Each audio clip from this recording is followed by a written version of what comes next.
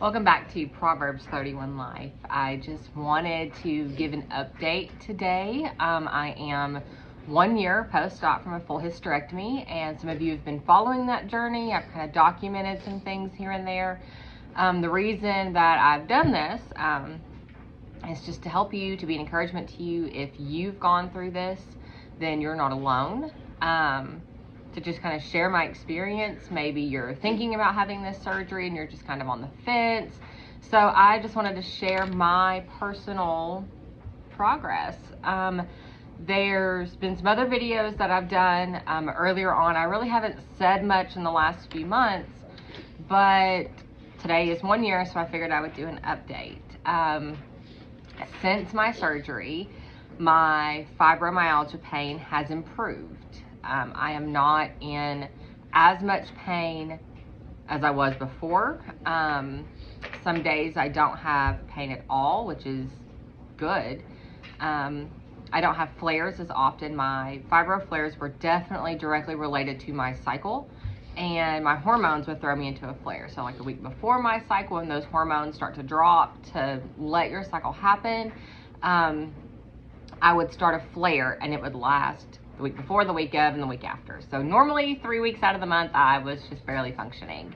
And that's just not okay. That's really hard when you've got kids and, you know, a family and a home and you just want to be a normal human. So that was something that we were hoping would, you can go on, would improve with the surgery. No.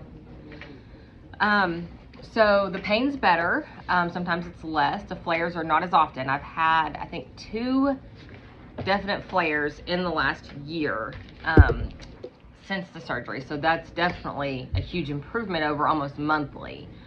So, all right, you're just working out the problems underneath the animals. That's all. So answer those 4, and then on number 5, you're writing the temperature that the thermometer shows. So my migraines have improved. I've had migraines, part of the fibro and weather changes and all that, so I still get them. They're not as often, but honestly, they are worse now. So before surgery, I was diagnosed with fibro for about 2.5 years, 3 years before surgery. So this September will be 4 years. And before my surgery, I never had a migraine that I actually considered going to the ER for. With some of my healthcare background, EMS, and all of that, the emergency room is for emergencies. And so I am very anti-emergency room. Save that for the big things, you know? So it's always like, I can wait till tomorrow, I can go to the urgent care, I can go to the doctor, you know, whatever. But to go to the ER is like, no, like this, we're not doing this. 3 weeks after surgery, I considered going to the ER for some help with a migraine that had lasted over 24 hours. Worst pain I'd ever been in my entire life. First time I've ever thrown up with a migraine. I've been nauseous, plenty. Sensitive to lights and sounds and all that. But normally if I could just get to sleep, sometimes I can sleep it off. With this one, sleep does not work. And so the first one happened was like 3 weeks after surgery, and I thought, well, this is a hormone crash. Like, okay, this is not okay. I've had like 5 or 6 of those in the last year though. So I still get other migraines, just the weather changes. Like if it's gonna rain, right when that weather is starting to destabilize, the pressures are changing, the rain's coming in. Here in East Tennessee, we had snow like a week or 2 weeks ago. Yeah. I had a migraine through that. But I take some prescription medicine, use my essential oils, sit in a dark room, and normally I can kick it in about an hour or 2. So those still happen, but now sometimes if I can't kick it in that hour or 2, the pain continues to increase. My medicine does not work, the oils don't work, nothing works. I have to go to the urgent care. I don't go to the ER, I go to the urgent care. And sometimes with those, when they're that bad, I normally do I get very nauseous and I do vomit. And the only thing I can do is go to the urgent care. So I get a Toradol shot for the pain and Phenergan for the nausea. I come home, I sleep about 3 hours, 4 hours, and then I'm okay. So that is something new since surgery. But saying all of that, I'm still glad I had the surgery. The pain, the fibro, the day-to-day is better. My anxiety is better. My energy is better. So I also had polycystic ovarian syndrome. Dealt with that, but they removed the ovaries and everything. So I know people say like PCOS is more than just the ovary issue. It's all these other issues. I guess mine was actually a mild case because I didn't have a lot of those other symptoms. I wasn't battling acne. I wasn't overweight. So I didn't have insulin resistance. My labs were perfect. It's just the chicken. So now my labs were perfect except for my testosterone being above normal female levels. So there was that. But I had some of the cyst pain. I didn't have them chronically, but I had them. My biggest battle though was infertility and irregular cycles. So that was something we dealt with. An ultrasound of my ovaries showed classic string of pearl syndrome. It was definitely PCOS. So not having the severe fluctuations in hormones, because that's what I had, which brought on the flares. I would have those changes in my cycle, in the hormones, and not have a cycle. So I'd have all the PMS symptoms, nothing would ever happen, including the flare, but my period would never come. So that was where you divide it in half. It's a left hemisphere and a right hemisphere. What's the name of it? Right side? I don't know. So lots of that has been better. Brain fog, fatigue are definitely fibromyalgia symptoms. Those are better, not completely gone. Some days I still struggle, but it's not a struggle to get out of bed every day. So that's definitely nice. The brain fog has improved. There are still days, but it's not every day, all day long. So that's a plus. So the biggest question that I get with this surgery is hormone replacement therapy, HRT. I did not want it. So I am pretty stubborn. I try to do things naturally without doctors and medicine as much as I can. I could not. So when that first migraine attack came after surgery, we thought, okay, this is a hormone thing. Maybe I do need the hormones. So the first 3 weeks, I didn't have anything. No patches, no nothing.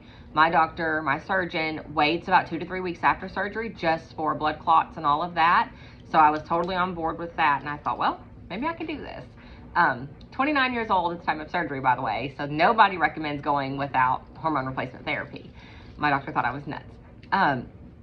So we started the patches of a low dose of estradiol. I think it was like 0.025. Like it was like the smallest thing you could get. Patches were like once a week. I changed it about 6 days because I would actually start getting headache again. And okay, well, let's change the patch. So that first time, it definitely seemed hormone related. But they've happened since then. My hormones have actually been okay. So I don't think it's hormone related anymore. So after the patches, we switched to a compound. So I was actually taking, it was a 0.0625 mix of 50-50, so like 0.03 of estradiol and estriol, 0.5 milligrams of testosterone, 5 milligrams of DHEA. I took that the first 22 days. Days 23 to 30, I did not have testosterone, but everything else was the same. So we did that for a few months. And then I got a little stubborn again, and I was like, what if I don't need these? So now I'm actually on just 1 milligram of estradiol. And so far, and it's been about a week, and I feel like I'm actually seeing a difference. So the reason we were on all the others was just that's where my surgeon started, just a good blend of everything. He does not really do progesterone. Some people do, some people don't. I'm not having trouble sleeping. So we're not worried about the progesterone. Not having a cervix, not having a uterus. There's not as much cause or call for progesterone. Some case studies show a slightly increased chance of breast cancer if you take progesterone. I don't know about all the dosages or times or all of that. But since I'm not having trouble sleeping and nothing to warrant that, we really haven't done the progesterone at all. So we're okay there.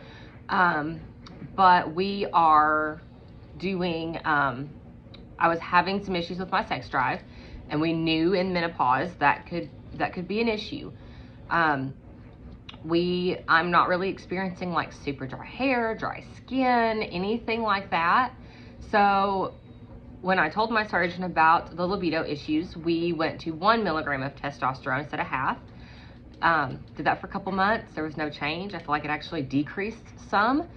So we just came off everything and went to just the 1 milligram of the estradiol. So in the last, this was in part of, before my appointment, I needed a refill, and I was like, well, what if I just don't take it? Let's see if anything changes. I mean, I could go back on it, so it's not a huge deal. So I was using some oils, not taking that, and it started to increase again. So I thought, okay, something is in that hormone that I don't need, or something's in my oils that's helping the hormone. Not taking the hormone, the libido was still increasing a little bit, so it's like, okay, maybe I don't need the hormones. So, and I know there's lots of debate on hormones and do or don't, breast cancer markers. Some of you cannot take them. I understand that. So right now, like I'm okay just taking the 1 milligram. So far it is still hanging on. So it's been a year. We've gone through a few changes with the hormones. If hormone therapy is something that you want to explore, you need to know that it's going to take time. You're probably not going to get it right the first time. You are probably going to have to change it as you get older. As different things change, your dosage could need to change. You could just start having trouble sleeping, and now you do need the progesterone. Your mood changes. I thankfully really haven't had mood changes. I've had some days where I'm just kind of like, or I am a little more irritable, but it's not been extreme, and it's not been a quick fluctuation of, I was happy 10 minutes ago and now I'm a raging lunatic. Like that's not happening. So my teenager just said thankfully, so he agrees. That's not just me saying that. So that's a plus. Some people do deal with that. That could be that hormone imbalance. Explore that. Look at the natural things. Some of the oils I'm using are Lang Lang, vanilla, orange, and Harmonious Healing from Revive. So I know that Harmonious Healing is the wild yam extract, and that is a natural form of progesterone. I've only added that to my blend in the last like 3 or 4 weeks. Not a huge amount. Don't know if it's really making a difference or not. So I had it, so I threw it in there. But Lang Lang, orange, vanilla are uplifting, helps with libido, mental stability, all of that stuff. So, and I'm really inconsistent with those two. No, sit down. Did you write your temperatures on 5? Yeah. Okay, let's turn the page. I can't figure out where this one. Oh, you need to work on it. Add it up. Add, subtract. Okay, try it again and write down an answer. So maybe this is all over the place and I'm really not giving you anything to help because I'm so inconsistent. I don't know. So I guess if you need the surgery, weigh the pros and cons. That's what we did. So for us, at a year, my husband still says it was worth it. And one of the things I told him before surgery was like, you have to love me through this. Like, you have to be able to live with me. It could be crazy, mood fluctuations. It could be some, the low libido. It could be, I'm crazy hot all the time and the hot flashes and the night sweats and I can't get comfortable and I don't sleep. And, we went through a lot of this. And he was like, okay, like it's okay. But we were hoping, since so much seemed to be based around my cycle, that if we take the ovaries out, the pain, the brain fog, the day-to-day, the frequent flares, all that, we were hoping would decrease, and so far it did. That's not the case for everyone with fibro, but for me, so far it has. I also take a complex B vitamin and my multivitamin. So I have not actually switched to a multivitamin for women over 50 or women in menopause or anything like that. I'm 30. I'm not quite ready to do that. But I do take a good multivitamin and a B complex. So my B complex is actually labeled as a hair, skin, and nails, which seems marketed to women. But look at what's in that. And there's some you can get store-bought over the counter. Mine is not one of those. But mine has the niacin, the biotin, the riboflavin, all of that. So it's all the B's. I can't think of what all of them are right now, But look at anything that you're looking at. So your B vitamins help support your thyroid, helps with your heart health, helps with your bone health. So being in menopause, heart disease, and osteoporosis are some of the things that your risk of getting will increase, not having that estrogen. So that is something that I've taken. I take collagen to help with muscles, bones, joints, teeth, hair, skin, nails, all of that. Collagen's got some protein in it. Mine is a type 1 and 3 bovine collagen that I take. So increase those supplements. We are trying to get away from the processed foods. We don't do a ton of processed, but I've recently gotten to the sourdough journey, so we are trying to cut out some of that, which also just helps your overall health. So research what could happen if you are in this journey of looking at having a hysterectomy, and your doctor's giving you the option, or your doctor is saying, no, I think we need to leave your ovaries because they're healthy. You need to know that you most likely will have PMS symptoms every month. I see women online all the time that are like, whoa, I'm wanting to eat everything. I'm tired. I'm irritable. I'm actually cramping. Like, why do I feel this way? I had a hysterectomy. It's your ovaries. Your ovaries are the powerhouse of your hormones, that's what drives your cycle. I know there's other things with the pituitary gland and all that, hormones, but it's your ovaries. So you are still going to have those symptoms. So if you're wanting this surgery because you have really bad cycles, really bad PMS, really bad cramps, you could still experience that if your ovaries are left. Now, some people say, I'd rather have that than menopause. That's a decision for you, your doctor, to make. Like, pray about it, talk to your spouse, whatever the thing is. But just know that that's a possibility. There's a good chance that your ovaries could shut down within the first 3 years. This is something that they don't talk about. It is not just we left your ovaries, they're happy and life goes on. The uterus supplies a lot of blood to the ovaries. When you take that out, they lose that blood supply, which is what they need to function. The blood supply, the oxygen, the minerals, and all that. So I think it's 3 years, it might be 5. It's a high number, like 50-60% of women actually go into menopause in the first 3 to 5 years, even though they have one or both ovaries. So you need to know that. Talk about that with your doctor. Do your own research. Do your own research. Knowing that, I wanted my ovaries out. I don't want to have to go through this surgery still having all the fibro issues and then go into menopause anyway. My mother has been in premenopause since she was like 40, and she's like 48. So this is a long, drawn-out process. I started the process 10 years earlier, but we're just here. There is no waiting. There is no, up and down and maybe and waiting for things to settle and level out. We're just here. We could deal with it. Not having my ovaries, if I needed HRT, I knew that was always an option, but my doctor could just prescribe it. He does not check my levels, my blood work. There's nothing there, okay? Don't spend the money on labs when you don't have any ovaries. That's why he doesn't do it. It's a lab gimmick, it's a money gimmick, and he doesn't do it. If I'm not taking anything, my levels are like 0 to 1, maybe, somehow. So if he's giving me 1 milligram of estradiol, then my estrogen's probably about a 1. So I know that seems like real basic for some people, and some people are like, no, you need to know exactly. I don't. I know what I'm taking. My husband has a thyroid issue, so it's kind of like his thyroid of that's how he compared it to me. My husband's very mechanical. If we nuked his thyroid, if we took it out or, shut it down, then whatever his doctor gave him is what it should be. It's not fluctuating. You're not fighting it. Well, if my ovaries were still there, up and down, or they shut down, or only one was working, then what do I need for HRT? And now I do have to get the blood work, and now it's always changing. We're fighting my body, which I've been doing long enough. So that's it. So before surgery, the only way I would ever actually have a regular cycle was to take birth control. I haven't been on birth control in years. I do not like birth control. I don't want to take birth control. Birth control is a little different than HRT, so that might sound like hypocritical, but it is a little different. And so I didn't want to. The nurse practitioner at my OBGYN's office wanted me to take it for a few weeks before the surgery to see if it would help. I didn't want to. She didn't really want me to do the surgery just for the menopause issues, but I was like, okay, we will do this and see what happens. Because I'd gotten to the point of misery of, I'm going to have to take something every day. I either take progesterone 10 days a month, to help my cycle to happen, so I know when the flare is coming. I take birth control every day to manage my cycle, to know when the flare is coming, and not go months without a cycle, because if I'd missed 2, 3, 4 months, that next month was really hard. So we were preventing that. Or I have to take hormone replacement therapy every day. So at some point, I'm still taking a pill every day. So we're just debating on what the pill is at this point.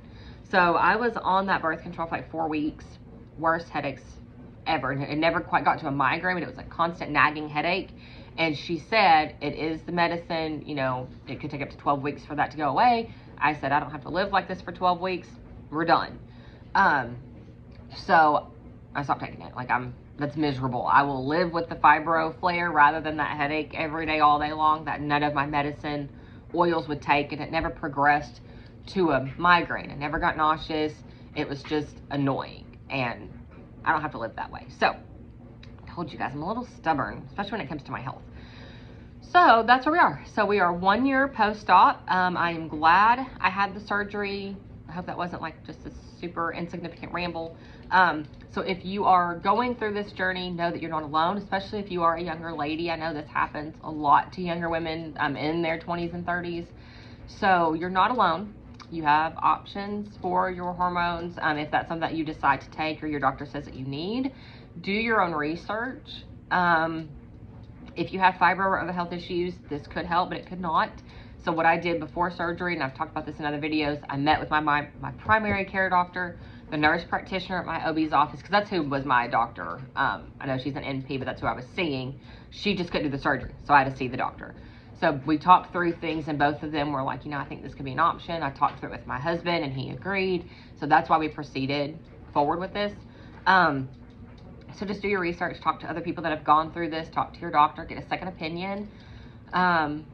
Know that it takes time. It takes time to get your hormones right, and it could change at any time. This is kind of an ongoing process. You might be okay for like 6 months, a year with whatever dose you get to, and then it all of a sudden might be like, man, something changed. You just have to go increase it, change your levels a little bit. It's not a huge deal, but just know this is not a one and done thing, I guess is what I'm trying to say. So, so yeah, so that is where we are. 1 year post-op hysterectomy follow-up update. Glad I had the surgery. Recovery has gone well. When you get to that year mark, that's when kind of everyone's like, okay, you are now recovered. So that is it. Feel free to comment if you have questions. You can look down in the description for how to reach me on Instagram if you want to message me about anything specific, anything that I went through, didn't go through. I did have an increase in hair loss. My hair just kind of always falls out. Not a ton, but enough. So anytime I cook, it's always put up in a hair tie, stuff like that. But about 4 months ago, and I was, you know, after 6 months post-op, I was like 7, 8 months post-op, and I thought, this is just kind of where we are. That's when it started falling out a lot, like in handfuls. In the shower, out of the shower. I could put on a shirt out of the shower and walk 15 feet to my bed, sit in bed, watch TV, read a book, and look down. Hadn't brushed my hair, didn't blow dry it. All I did was towel dry it and put on a shirt, and I'm like covered, like 20 strands. And it's like, okay, there's half a handful of hair. When my hair would dry, I could just take it and touch it, and it would be a handful of hair. And it was getting to the point I was getting concerned. I was getting very frustrated. Even if it was up in a hair tie, I had to be very careful when I cooked. Like, you know, it's the worst, most humiliating thing for me is to have hair in my food. So, especially when you're cooking for somebody else. Like, I didn't want to cook for anybody else. So, that was a battle. So, I changed up my hair care line. Sometimes that's what you have to do. I wasn't experiencing the dryness or anything, but definitely the falling out. So, changed my hair care line to a garlic capixul trichogen formula, and we're doing better. It's back to normal of just a little loss here and there. Maybe when I brushed my hair or something like that. It's not in handfuls anymore. And it took about 4 days of that hair care line to see a difference. So I was totally happy with that.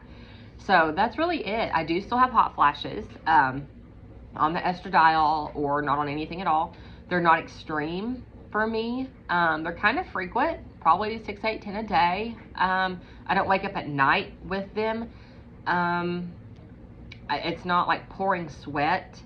it's definitely just hot. Like, I really like the winter time because I can just step outside. It helps to mitigate it a little bit. I keep a hand fan little thing with me all the time. Yeah, so not too bad. Not for what I lost with the pain and all of that. So we're still calling it a win. So I guess that's it. That's the 1 year post-op update. So if you have any questions, please feel free to comment, reach out to me. I hope this is a help for someone. Pray about it, do your own research. So until next time, stay in the Word, stay close to the shepherd, and let him lead you in paths of righteousness.